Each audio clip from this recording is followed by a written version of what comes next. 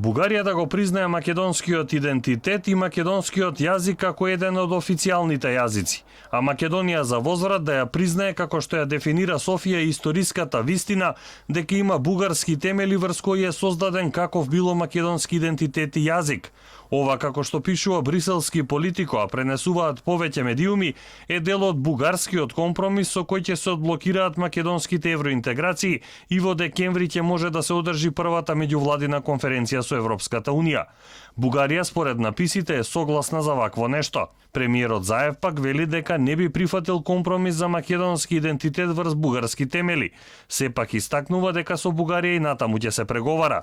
Нашето право на самоопределување е наше чувство и секако преговори по нашиот идентитет, нашиот македонски јазик нема и не треба да има ниту да бара.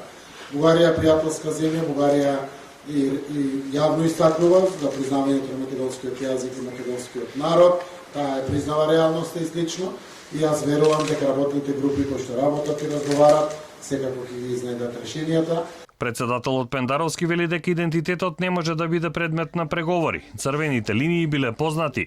Нема никакви отстапки, не може ни да има никакви отстапки од националните државни интереси кои подразбираат нема преговори за нашиот идентитет. Точка.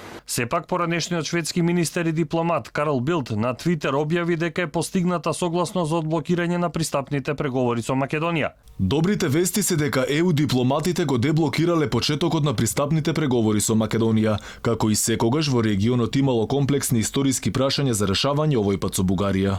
Неодамна Бугарија испрати меморандум до земјите членки со кои ги спори македонскиот јазик и идентитет пред 1945 година.